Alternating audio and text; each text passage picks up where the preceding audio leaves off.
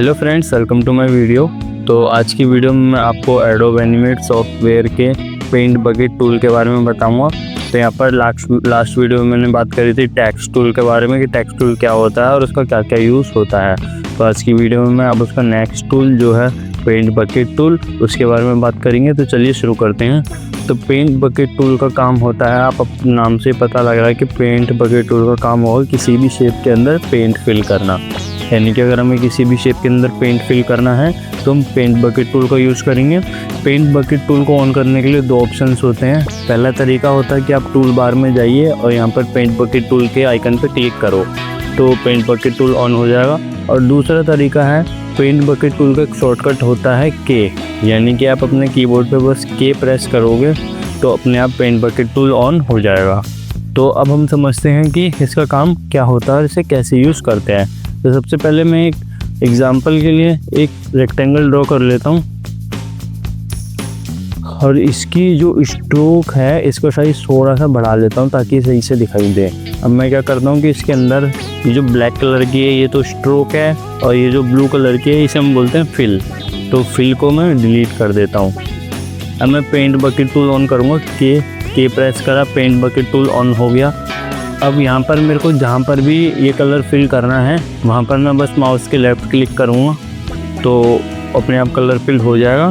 तो paint bucket tool एक तरह से बस एक क्लिक पे काम करता है कि आपने एक क्लिक करा और हमारा कलर फिल हो गया। लेकिन इसकी कुछ कंडीशंस होती हैं कि ये जो कलर फिल करेगा वो क्लोज शेप पे करेगा।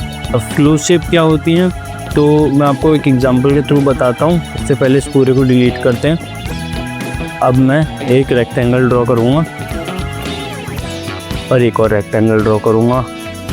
तो अब इसमें मैं क्या करूँगा कि इस पहले वाले रेक्टेंगल की इसे हटाते हैं, पहले वाले रेक्टेंगल की एक साइड को हल्का सा काट दूँगा।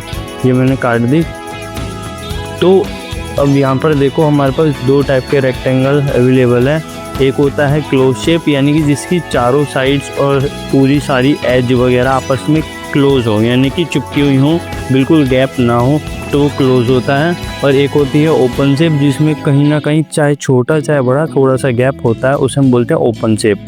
तो अगर मैं पेंट ब्रश टूल ऑन करता हूँ और क्लोज शेप में फिल करता हूँ तो बस एक क्लिक करूँगा तो देखो आराम से फिल हो गया। लेकिन ओपन वाली शेप में मैं क्लिक करूँगा तो ये फिल नहीं होगा। क्यों? क्योंकि जो हमारा पेंट बकेट टूल है ये सिर्फ क्लोज शेप पे वर्क करता है। तो अब यहाँ पर बात आती है कि अगर कोई शेप ओपन हो गई है तो इसे क्लोज कैसे करा जाए। ठीक है, तो अब इसे समझते हैं। पहले इस पूरे को डिलीट करेंगे। अब वापस से एक रेक्टेंगल ड्रॉ करता हूँ। आप किसी भी शेप में फिल कर सकते हैं, लेकिन मैं एक रेफरेंस के लिए बस एक रेक्टेंगल का एग्जांपल ले रहा हूँ क्योंकि एक सिंपल शेप होती है। तो अब मैं क्या करूँगा, पहले इसके अंदर के फिल को डिलीट कर देता हूँ और कहीं से एक छोटा सा हिस्सा कट कर देता हूँ। यानी कि अब ये जो शेप है ये होगी ओपन शेप, ये क्लोज शेप नहीं रही है। चाहो तो चेक कर लेते हैं, पेंट बकेट टूल से कलर फिल करके देखो फिल नहीं हो रहा। क्यों? क्योंकि ये ओपन शेप बन गई है। तो अब हमें सीखना है कि इस शेप को क्लोज कैसे करें। तो कुछ तरीके होते हैं। पहला तरीका, अगर आपको आइडिया है कि ये शेप किस साइड से ओपन है तो बस आप जूम करते जाओ, तो हो सकता है किसी पॉइंट पे आपको वो शेप मिल ही जाए जहाँ से ओपन है। लेकिन अगर मान लो कि एक शेप बहुत कंफ्यूजिंग शेप है जैसे आपको आइडिया ही नहीं है तो आप जूम करके कितने घंटे तक लगे रहोगे। तो इसका एक और तरीका होता है कि आप इस शेप को सिलेक्ट करो और सिलेक्ट करने के बाद स्ट्रोक साइज़ को कर दो एकदम कम।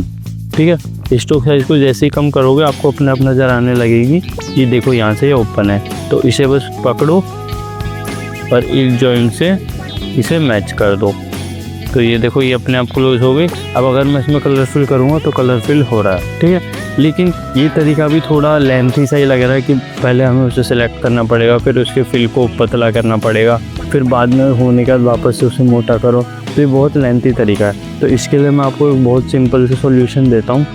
जैसे हमारी ये शेप है, अब मैं क्या करूँगा, आप टाइमलाइन में देखो, टाइमलाइन में जो लेयर का ऑप्शन है उसमें हमारे पास कुछ ऑप्शंस हैं। ये होता है लॉक करने का, यानी कि लेयर को लॉक करना, और ये होता है हाइड करना, और एक ये ऑप्शन है। ठीक है, तो बाकी के ऑप्शंस को हम बाद में डिटेल में समझेंगे। मैं टाइमलाइन के ऊपर एक पर्टिकुलर वीडियो बनाऊंगा, लेकिन अभी हम खाली बेसिक समझते हैं कि ये जो ऑप्शन है आउटलाइन का, तो इसमें लिखा रहा है show all layers as outline, यानी ये इस पर क्लिक करते ही ना जितना भी आपने ड्रॉ करा है वो सब आउटलाइन के फॉर्म में दिखने लगेगा। ठीक है, तो पहले से ऑफ करते हैं और सेम प्रोसेस करते हैं कि कहीं से हम इसे कट कर देते हैं। अभी दिखाई नहीं दे रहा, अब बस जाना है इस आइकन पे, जिस लेयर पे आपने ड्राइंग करी है उस पर बस इसे क्लिक कर दो। अब देखो आप थोड़ा जूम करके देखोगे तो अपने आप आपको लिखने लगेगी ये शेप कहाँ से कट हुई है। जैसे अभी देखो मैं कलर फिल करके दिखाता हूँ तो कलर फिल नहीं हो रहा है, यानी कि ये शेप कहीं से कटी हुई है। तो अभी इसे देखो जूम करके देखो तो आपको अपने आप देखो यहाँ से दिख रहा है ना कि ये शेप कटी हुई है।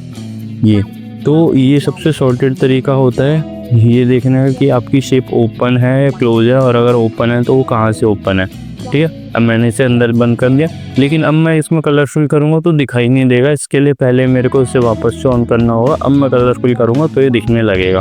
ठीक है, तो ये मैंने आपको समझा दिया कि क्लोज शेप को हम मतलब ओपन शेप को क्लोज कैसे करने हैं।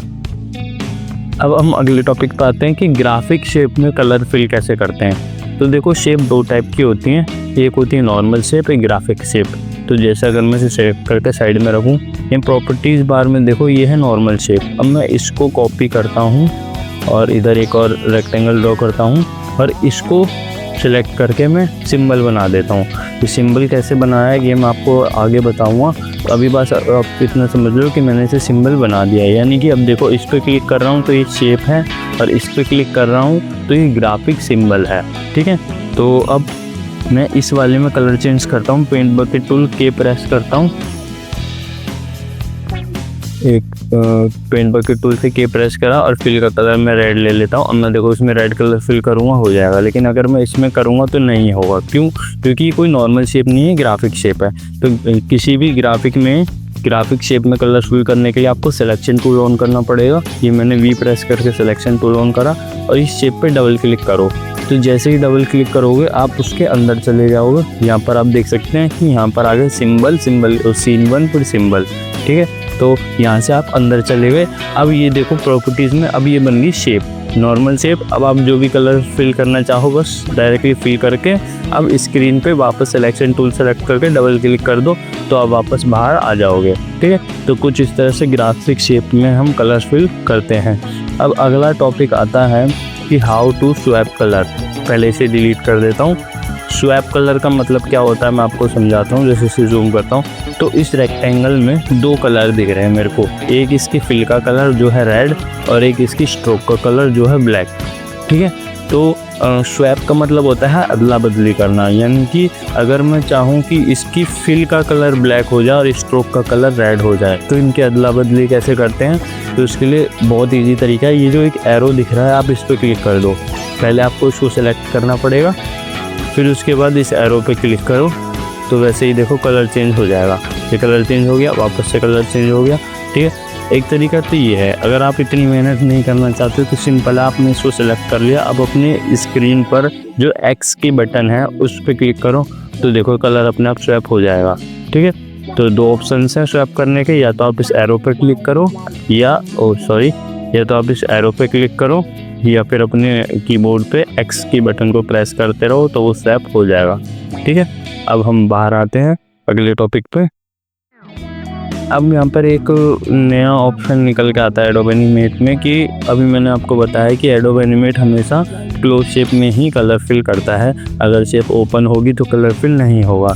लेकिन काफ़ी कंडीशंस ऐसी आती है जिसमें हमें इतना टाइम नहीं होता है कि हम पहले शेप को देखें कि कहाँ से ये ओपन रह गया, फिर उसे क्लोज करें, फिर कलर फिल करें। तो एक ऑप्शन है जिसके थ्रू हम ओपन शेप में भी कलर फिल कर सकते हैं। तो इसको मैं समझाता हूँ। पहले मैंने इसको फिल के कलर को डिलीट कर देता हूँ। अब इसके बाद देखो मैं हल्का से सिलेक्ट करता हूँ और इसको डिलीट कर देता हूँ। अब देखो ये दिख रहा है कि यहाँ से शेप ओपन हो गई है। इसमें कलर फिल के चेक कर लेते हैं। देखो कलर फिल नहीं हो रहा है, यानी कि ये शेप ओपन बन गई है। अब मैं बिना इस शेप को क्लोज करे कैसे उसको यूज़ कर सकता हूँ, तो उसके लिए मेरे को वापस पेंट बकेट को सिलेक्ट करना है। ठीक है, अब यहाँ पर आप इधर टूल बार में एक ऑप्शन देख सकते हैं गैप साइज़ का, ये तो यहाँ देख सकते हैं प्रॉपर्टीज़ बार में भी ये ऑप्शन है गैप साइज़। इस पर क्लिक करो तो जैसे ही क्लिक करोगे यहाँ पर कुछ ऑप्शन आएंगे, इनके समझते हैं। पहला ऑप्शन है डोंट क्लोज गैप, यानी कि बिना क्लोज गैप में ये फिल नहीं होगा। तो इस ऑप्शन पे क्लिक है तो अभी देखो फिल नहीं हो रहा। ठीक है, अब मैं क्या करता हूँ, अगला ऑप्शन पे आता हूँ क्लोज स्मॉल गैप, यानी कि कहीं पर अगर स्मॉल गैप होगा ना तो ये अपने आप इसमें फिल कर देगा। पहले से ऑन कर लेते हैं। तो देखो ये फिल नहीं हो रहा, क्यों? क्योंकि एडोब एनिमेट के अकॉर्डिंग ये स्मॉल गैप नहीं है, ये थोड़ा बड़ा गैप है। फिर अब हम आते हैं अगले ऑप्शन पे क्लोज मीडियम गैप। अब मैं इसमें फिल करूँगा तो ये नहीं होगा। फिर उसके बाद मैं क्लोज लार्ज गैप में करके देखता हूँ, तो देखो ये फिल हो गया। अभी देखो ये यहाँ से दिख रहा है कि ये जो शेप है ओपन है, लेकिन फिर भी यहाँ पर ये फिल हो गया। क्यों? क्योंकि यहाँ पर मैंने एक ऑप्शन लगाया कि ये टूल्स में जाके देखो क्लोज लार्ज गैप, यानी कि एडोब एनिमेट के अकॉर्डिंग ये जो गैप है ये लार्ज है। तो इस कैटेगरी पर जैसे ही मैंने क्लिक करा ये अपने आप इसको फिल कर देगा बिना गैप को क्लोज करे। तो इस तरह से हम बिना गैप को क्लोज करे भी कलर फिल कर सकते हैं। अब हम आते हैं अगले ऑप्शन पे, जो हमारा अगला टॉपिक है उसकी बात करते हैं। चलिए इसे सेलेक्ट करा। अगला टॉपिक है how to use lock fill colour. ठीक है, तो अब यहाँ पर लॉक फिल कलर क्या होता है समझते हैं। कि जैसे ही मैं पेंट बकेट टूल ऑन करता हूँ तो देखो गैप साइज़ अभी हमने समझा, उसके नीचे एक और नया ऑप्शन बन के आता है lock fill. Same option properties bar में भी गैप साइज़ के बगल में है लॉक फिल। तो इसका मतलब क्या होता है, तो जैसे ही मैं इस पर क्लिक करूँगा तो जो इसका फिल का कलर है वो लॉक हो जाएगा। ठीक है, तो मैं इसे चेंज करना चाहूँ, जैसे मान लो ये मैंने चेंज करा। ठीक है, तो यहाँ पर चेंज हो गया। अब मैं इसे लॉक कर देता हूँ तो ये चेंज नहीं होगा। तो लॉक फिल कलर ये होता है। अब बाकी हम जो पेंट बकेट टूल का जो मेन चीज़ थी वो मैंने बता दी है। अब हम एक जो उसके प्रॉपर्टीज़ बारे में कुछ चीज़ें इनको समझते हैं। तो ये दोनों चीज़ तो मैंने आपको बता दी कि गैप साइज क्या होता है, लॉक फिल क्या होता है। फिर उसके नीचे आता है कलर एंड स्टाइल। तो कलर एंड स्टाइल तो आपको पता ही है कि जो यहाँ से कलर जो भी हम पिक करेंगे वो इसके फिल का कलर बन जाएगा। और या यहाँ पर राइट साइड में हम इसकी ओपेसिटी को एडजस्ट कर सकते हैं। तो ये है हमारा पेंट बकेट टूल, जिसका मैंने एक बेसिक ओवरव्यू आपको दे दिया है। अगर आपको वीडियो अच्छी लगी हो तो वीडियो को लाइक करें, कमेंट करें और चैनल को सब्सक्राइब करें। तो आज के लिए इतना ही, मिलते हैं अगली वीडियो में। Thank you.